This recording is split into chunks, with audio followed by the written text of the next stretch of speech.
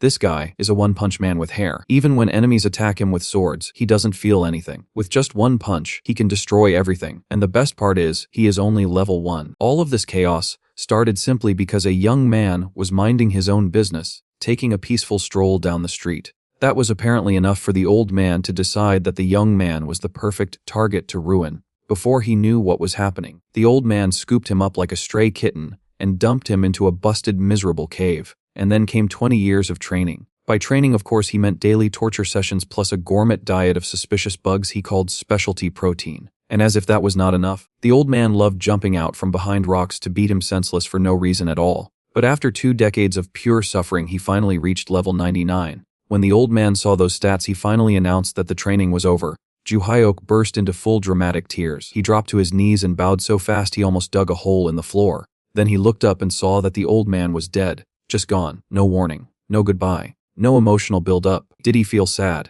Not even a little. In fact, he felt a tiny spark of joy. After all, this entire nightmare was happening inside a game world, and the scary old man was nothing more than an NPC. Who would have thought an NPC could torture someone for 20 years? But at least the nightmare was finally over. He opened his status panel with the excitement of checking a lottery ticket. Seeing those top-tier stats, he let out a breath of relief. These 20 years of beatings were not a total waste. Then he noticed something awful. His luck value. Negative. Why? Why is my luck negative? What did I ever do? Did I anger a divine pigeon? He sighed deeply. Forget it. First task is leaving this cave of trauma. But right as he stepped forward, the system suddenly exploded with alarm sounds like a cheap sci-fi movie. Dozens of bright red warnings surrounded him. Player data anomaly detected. Starting level formatting. He froze in horror.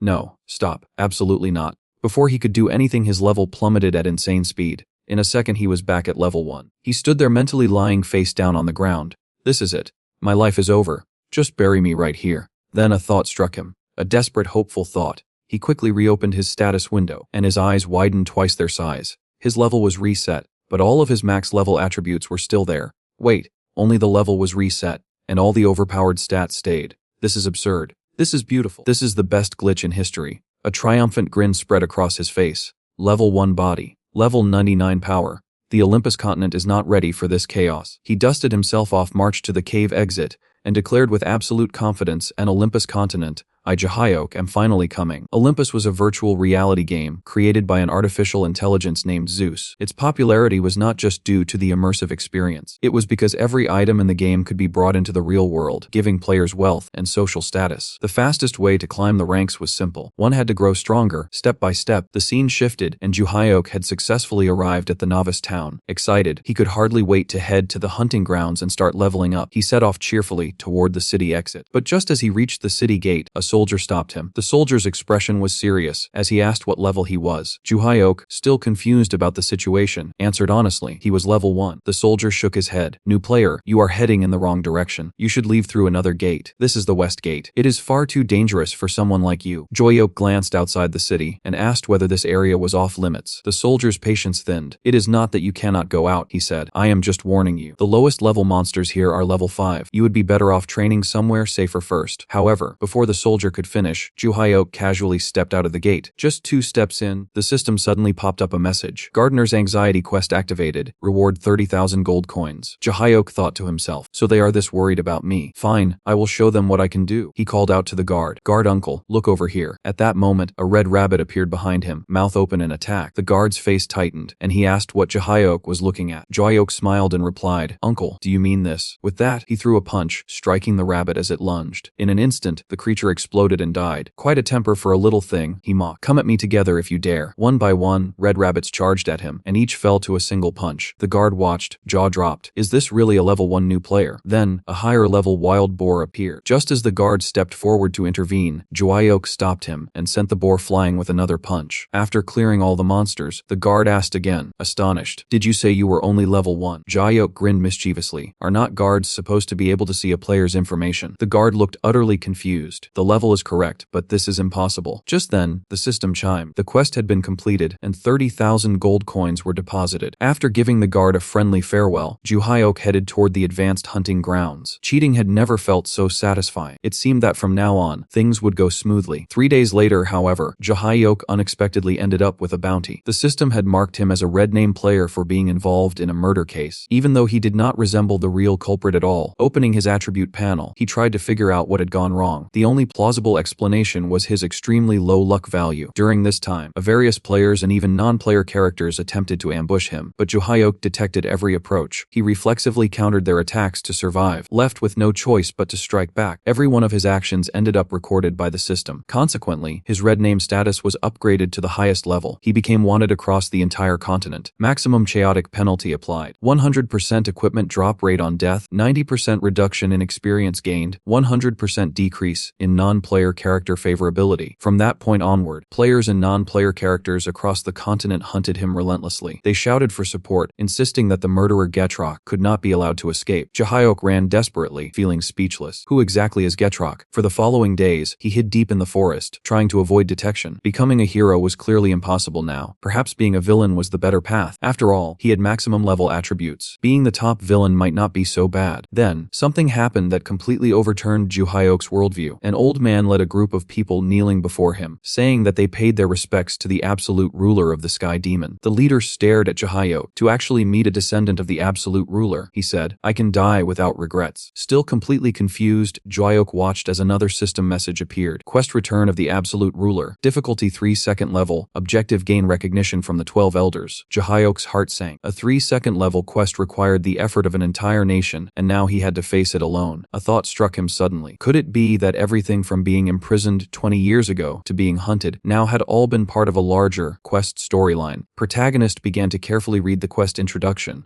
These elders were so respectful, skipping the storyline would feel wrong. It turned out the absolute ruler they spoke of was Schultera, the strongest person on the continent at the time. During a rebellion, he fell for a honey trap, became disabled, and hid in a cave, barely surviving. Juhyok guessed quietly, could my master be Schulterer or one of his descendants? And everything he has learned in the past 20 years, could it all be Schulterer's skills? The quest then popped up, gain recognition from the 12 Sky Elders. Failure to meet the requirements would bring dire consequences. Juhyok felt a wave of dread. Will they delete my account and make me start over? He pushed the thought aside. Forget that. One step at a time. Things can't get any worse than this. He looked at the elders standing beside him and asked, Are you the elders of Sky Demon? The white-haired elder at the front kowtowed deeply and said, You actually recognize us. Our protagonist thought, Recognize you. I only just heard about Sky Demon. Still, it seemed this elder would support him. All he needed now was to win over the remaining elders. Since that's the case, let's move out, he said.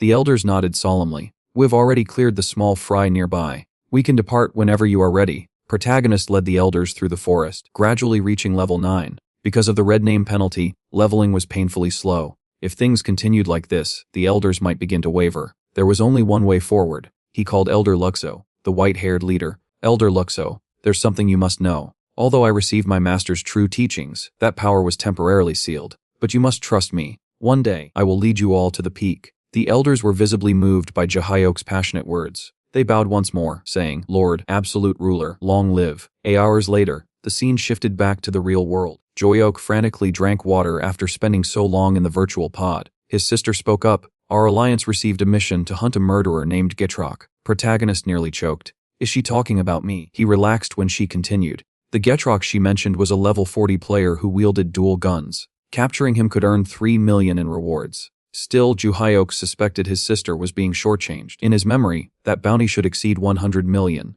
She added, Our small alliance can only do so much. It's already a lot. Anyway, once I get the reward, I'll treat you to barbecue. Eat as much as you want. Counting on your barbecue. I'd probably starve if I don't help. Better go assist her, Juhyok thought. He entered the game and saw a message from Elder Luxo. Master, I've detected someone tracking us. What shall we do? Juhyok replied. We don't know their intentions yet. Let's observe for now. The next second, a surge of killing intent came from behind him. I finally found you, you imposter. Imposter. Could it be dual guns? Juhyok realized it was the wanted player Getrok, the same one his sister mentioned. You noob dare to impersonate me. You've got some nerve, Getrok taunted. Feeling the level 40 player's killing intent, Juhyok was momentarily intimidated. 30 levels above him, he might really die. Then he thought quickly and shouted, "Elder Lokso." With his loud call, Lokso appeared instantly in front of him. Get Rock was taken aback. When did this old man appear? I didn't even sense him. Jiayok commanded, "Behead him." Get Rock scoffed. "It's just a noob and an old man.